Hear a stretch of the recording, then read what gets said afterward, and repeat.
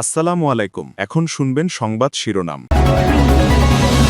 রাজধানী নওদায় অগ্নিকাণ্ডে গাড়ির গ্যারেজ ও বড় ফ্যাক্টরি ভস্মীভূত, কেউ হতাহত না হলেও পুড়ে গেছে সব গাড়ি।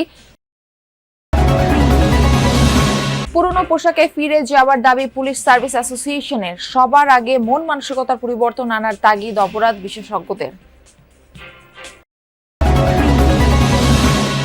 নড়াইলের বড় কোলা গ্রামে দীর্ঘদিনের বিরোধের বহিঃপ্রকাশ। সোমবারের খুনোখুনি নিহতদের স্বজনদের চাওয়া ন্যায় বিচার।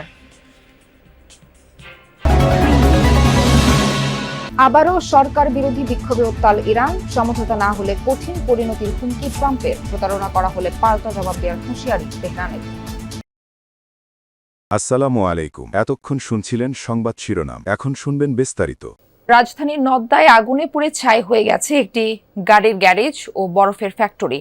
সকাল 6:30 নাগাদ গাড়ির গ্যারেজে আগুন লাগে। ফায়ার সার্ভিসের 6টি ইউনিট 1 ঘন্টারও কম সময়ে আগুন নিয়ন্ত্রণে আনে। অগ্নিকাণ্ডে কেউ হতাহত না হলেও গ্যারেজে থাকা সবকটি গাড়ি পুড়ে গেছে। প্রথমে গাড়ির গ্যারেজে আগুন লাগে, এরপর সেটি বরফের ফ্যাক্টরিতে ছড়িয়ে যায়। পাশে থাকা একটি বহুতল ভবনেও আগুন ছড়িয়ে পড়ার শঙ্কা দেখা দেয়। তবে ফায়ার সার্ভিসের তৎপরতায় তেমনটি হয়নি। অবশ্য আগুনের লেলিহান শিখায় ভবনের একাংশ ক্ষতিগ্রস্ত হয়েছে। এখনো পর্যন্ত আগুন লাগার কারণ সম্পর্কে কিছু জানা যায়নি।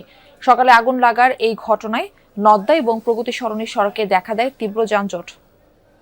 দেখতে পাচ্ছিলাম শুধু ধুমো উঠছে, মানে অতিরিক্ত মাত্রায় মানুষ আতঙ্কিত, এত পরিমাণ আতঙ্কিত হচ্ছে আশেপাশের মানুষজন। আমরা তো উপরে ছিলাম ঘুমাইয়া, উপরে এখান থেকে দেখি আগুনের বিকল্প বাড়ি গেছে। এই গাড়ির গ্যারেজ থেকে আগুনের সবকিছু বাড়ি গেছে। আমাদের গাড়ির গ্যারেজের জন্য মনে করেন আমাদের সব শেষ। আগুনটা আপনার সর্বপ্রথম এই কোনায় থেকে লাগছিল, তখন মনে করেন আগুনটা এখানে যায় নাই, আগুনটা কিন্তু সেখানে যায় নাই। তখন শুধু ফায়ার সার্ভিস অথচ কোনো ব্যবস্থা থাকতো পানির, তাইলে মনে করেন এখানে পানির মনে করেন এই বিল্ডিং এ যাইতো না আগুনটা। সড়ক স্বাভাবিক হইতে আরো হয়তো আধা ঘন্টারও বেশি সময় লেগে যেতে পারে। কারণ সকালেই সেই 6টায় যখন ফায়ার সার্ভিস এখানে প্রবেশ করে, ঠিক তখন থেকেই আসলে ট্রাফিক থেকে শুরু করে পুলিশ, আইন শৃঙ্খলা বাহিনীর সদস্যরা সড়ক আসলে গাড়ি চলাচলের যে পুরো প্রক্রিয়াটি তারা নিয়ন্ত্রণ করছিলেন, যাতে ফায়ার সার্ভিসের আরও যেসব গাড়িগুলো আসছিল সেই গাড়িগুলো যাতে কোনোভাবে প্রতিবন্ধকতার সম্মুখীন না হন। এজন্য সে সময় আসলে সড়কে যানজট তৈরি হয় এবং আমরা নিজেরাও আসলে সেই যানজট ঠেলেই এখানে আসি। তখন আমরা আসলে দেখি যে তখন যমুনা ফিউচার পার্ক থেকে শুরু করে সেটা বেশ কুড়িলের বেশ কিছু দূর চলে যায় জ্যাম। তবে এই মুহূর্তে জ্যাম ইতিমধ্যে। পুলিশের পরিবর্তিত পোশাক নিয়ে বাংলাদেশ পুলিশ সার্ভিস অ্যাসোসিয়েশনের পুনর্বিবেচনার দাবিকে অযৌক্তিক মনে করছেন অপরাধ বিশেষজ্ঞরা। তারা বলছেন, ফের আগের পোশাকে ফিরে যেতে চাইলে নতুন করে বাড়বে খরচের বোঝা। আর পুলিশের পেশাদার সংগঠনটির দাবি, অন্তর্বর্তী সরকারে যে নতুন পোশাক নির্বাচন করেছে সেখানে পুলিশ সদস্যদের মতামত, গায়ের রং এবং আবহাওয়াকে উপেক্ষা করা হয়েছে। জুলাই গণ অভ্যুত্থানে পুলিশের গুলিতে একের পর এক শিক্ষার্থী ও সাধারণ মানুষের প্রাণহানির ঘটনায় ইমেজ সংকটে পড়ে পুলিশ বাহিনী। সেই পরিস্থিতি থেকে উত্তরণে বাহিনীটির সংস্কারের উদ্যোগ নেয় অন্তর্বর্তী সরকার। পুলিশ সংস্কার কমিশনের সুপারিশে গেল বছরের নভেম্বর থেকে নতুন পোশাকে দায়িত্ব পালন শুরু করে পুলিশ সদস্যরা। সে সময় সব পুলিশের জন্য একই পোশাক চালু করা হয়। বৈষম্য দূর করতেই এই উদ্যোগকে সাধুবাদ জানায় বাহিনীটি, যদিও সমালোচনা করেন কেউ কেউ। আমার পোশাক আমার প্রাইড, সো যখনই আমি যে পোশাক পরি না কেন সেই পোশাকে আমি সেই প্রাইডই ফিল করব। নতুন পোশাক গায়ে ওঠার মাত্র 3 মাসের মধ্যেই পুলিশ কর্মকর্তাদের সংগঠন বাংলাদেশ পুলিশ সার্ভিস অ্যাসোসিয়েশন ফের পোশাক পরিবর্তনের দাবি তুলেছে।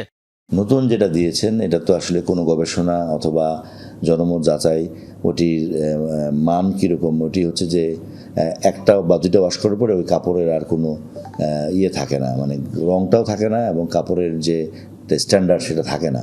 তো পুলিশকে তো আপনার সারাক্ষণ অন ডিউটি থাকতে হয়। প্রায় 2 দশক ধরে চলা বিরোধ অবশেষে পরিণত হয়েছে রক্তক্ষয়ী সংঘাতে। দীর্ঘদিন বিষয়টি ছোটখাটো মারামারি পর্যন্ত থাকলেও কখনো প্রাণহানির ঘটনা ঘটেনি। তবে এবার প্রাণ গেছে বাবা ছেলে সহ 4 জনের। আহত হয়েছেন অন্তত 3 জন। নড়াইলের সদর উপজেলার বড়কোলা গ্রামের এই সংঘর্ষে শোকে স্তব্ধ নিহতের পরিবার। হত্যাকাণ্ডে জড়িতদের দৃষ্টান্তমূলক শাস্তির দাবি করছেন তারা। নড়াইলের সদর উপজেলার বড়কলা গ্রাম সড়কের একপাশে 3টি আদাপাকা বাড়িতে শোকাবহ পরিবেশ। 3 ছেলেকে নিয়ে এখানেই থাকতেন খলিল শেখ। একসময় পরিবারটির বাস ছিল প্রায় 6 কিলোমিটার দূরে তারাপুর গ্রামে। সেখানে ইউনিয়নের সাবেক চেয়ারম্যান খায়রুজ্জামান মোল্লার পাশাপাশি বাড়ি ছিল খলিলের। পরিবারের অভিযোগ, প্রায় 20 বছর আগে জমি নিয়ে খলিল ও খায়রুজ্জামানের মধ্যে বিরোধ শুরু হয়। এরপর ইউপি নির্বাচনেও খায়রুজ্জামানের বিপক্ষে অবস্থান নেয় খলিল। সেই থেকেই দ্বন্দ্ব প্রকাশ্যে রূপ নেয়। খলিলের পরিবার জানায়, গত 8 জানুয়ারি একটি মামলার হাজিরা দিতে লোকজন নিয়ে নড়াইল শহরে যাচ্ছিল সে। পথে খায়রুজ্জামানের লোকজন হামলা করে। এতে খলিল শেখ সহ প্রায় 8 জন আহত হন। এরপর 23 তারিখ ভোরে বড়কলা গ্রামে খলিলের বাড়িতে হামলা চালায় খায়রুজ্জামানের লোকজন। কোনো পক্ষ আর বিপক্ষ মারামারি ডাল সুরকি নিয়ে এরা তো কিছু না। এত সেকেন্ড তারা ষড়যন্ত্র করে আইসে গাড়ি বেড়ে চারিদার দিয়ে গিরে ফেলাই দিয়ে, ঘর গিরে ফেলাই দিয়ে আনতিছে আর মারতিছে। কুপাই মেরে ফেলাইছে, আমার বাইরেও মেরে ফেলাইছে, আমার বাপরেও মেরে ফেলাইছে। আমার শ্বশুর নামাজ পড়ে উনি বইছে না শুইছে কে বলি, আমার শ্বশুরে ওইরকম ধরে মারিছে। মির্জা বলেছে আমি বাজারতে খানিক দূর পার হয়ে গেলি, ওরাই 5-6 জন ওই জায়গাতে আমার দেখতেছে, আমার ফাঁকাই নিয়ে 9 জনে আমার মারিছে। সেদিন সেহরির পর 30-40 জনের একটি সশস্ত্র দল বাড়িঘরে হামলা করে। কোপানো হয় খলিল। সমঝোতায় না পৌঁছালে কঠিন পরিণতি বরণ করতে হবে ইরানকে, এমন হুঁশিয়ারি দিয়েছেন মার্কিন প্রেসিডেন্ট। ইরানে অভিযান ইস্যুতে যুক্তরাষ্ট্রের শীর্ষ সেনা কর্মকর্তা জেনারেল কেইনের বক্তব্যের ভুল ব্যাখ্যা দেওয়া হচ্ছে বলেও ক্ষোভ জানান তিনি। তবে পাল্টা হুমকি জানিয়ে তেহরান বলছে প্রতারণার শিকার হলে জবাব দিতে প্রস্তুত তারাও। এদিকে ইরান জুড়ে অব্যাহত আছে সরকার বিরোধী বিক্ষোভ। আবারও বিক্ষোভে উত্তাল ইরান। তৃতীয় দিনের মতো সরকার পতনের দাবিতে প্রতিবাদ সমাবেশ চলছে দেশটির বিভিন্ন বিশ্ববিদ্যালয়ে। তেহরান ইউনিভার্সিটির পাশাপাশি আল জাহরা, আমির কবিরের মতো প্রতিষ্ঠানগুলোতে চলছে ক্ষোভ। পোড়ানো হয় ইরানের জাতীয় পতাকা। একদিকে অভ্যন্তরীণ অস্থিরতা, অন্যদিকে ইরানকে ঘিরে যুক্তরাষ্ট্রের যুদ্ধ প্রস্তুতি। এই অবস্থায় তেহরান বলছে সংঘাতের চেয়ে আলোচনাকেই প্রাধান্য দিতে চায় তারা। তবে আক্রান্ত হলে বিন্দুমাত্র ছাড় নয়। আমাদের অবস্থান স্পষ্ট, সেটি হলো পারমাণবিক ইস্যুতে সিদ্ধান্তে পৌঁছানো এবং মার্কিন নিষেধাজ্ঞা শেষ করা। আশা করি আগামী 2-3 দিনের মধ্যে আরেকটি রাউন্ডের আলোচনা হবে। তবে আমরা যদি দেখি যুক্তরাষ্ট্র আমাদের সাথে প্রতারণা করছে, আমরা অবশ্যই যথোপযুক্ত অবস্থান নেব।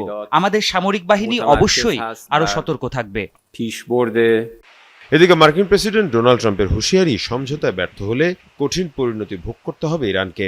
বিভিন্ন গণমাধ্যমে জয়েন্ট চিফ অব স্টাফের চেয়ারম্যান জেনারেল ড্যান কেইনের মন্তব্যের ভুল ব্যাখ্যা দেওয়া হচ্ছে বলেও ক্ষোভ জানান তিনি।